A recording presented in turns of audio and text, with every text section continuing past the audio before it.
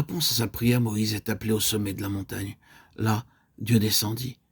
Il proclama son nom et donna à son serviteur une telle révélation de sa sainteté et de sa grâce que se hâtant de se prosterner la face contre terre, Moïse adora. Il demeura ainsi dans l'adoration pendant 40 jours. À cette occasion, l'alliance fut renouvelée. Exode 34, 28. Plus tard, il dit aux Israélites quelque chose de son service d'intercession en leur faveur et en faveur d'Aaron, Deutéronome 9, 18, 20. Quand il rentre au camp, il ne sait pas que la peau de son visage rayonne, mais le peuple le voit. Et il se tient à l'écart, effrayé. Cependant, à l'appel de Moïse, Aaron et les anciens s'approchèrent. Mais comme la majorité des humains ne peut comprendre ce qui est d'en haut, Moïse jugea nécessaire de se couvrir la tête d'un voile qu'il enlevait lorsqu'il parlait à Dieu.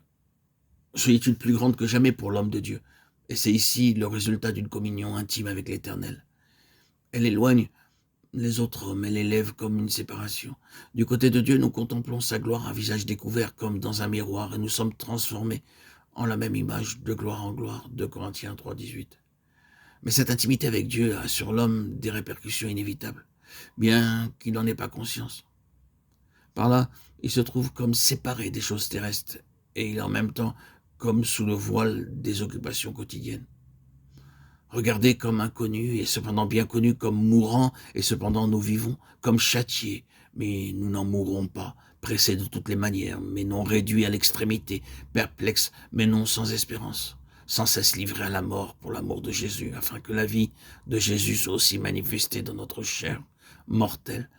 Mais nous avons ce trésor dans des vases de terre, afin que l'excellence de cette puissance soit attribuée à Dieu et non à nous. 2 Corinthiens 6, 9, 10. 4, 8, 12. Désormais, l'activité de Moïse se borne surtout à dire au peuple la volonté de Dieu. Et il est relaté qu'il était un homme fort doux, plus qu'aucun homme qui soit sur la terre. Nombre 12, 3.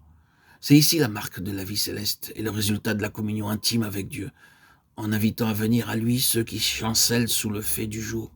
Le Fils de Dieu a dit de lui-même, « Je suis doux et humble de cœur. » Et dans la mesure où nous participons à sa vie et sommes rendus conformes à son image, nous manifestons aussi cet esprit doux et paisible qui est d'un grand prix devant Dieu. Cette douceur de l'homme qui a vu Dieu face à face, nous la discernons désormais dans la vie de Moïse. Souffrance, épreuve se multiplient, lui venant de ce peuple auquel il a consacré sa vie, elles deviennent toujours plus douloureuses. Il apprend ainsi ce qu'est la longue patience de Dieu envers l'homme pécheur.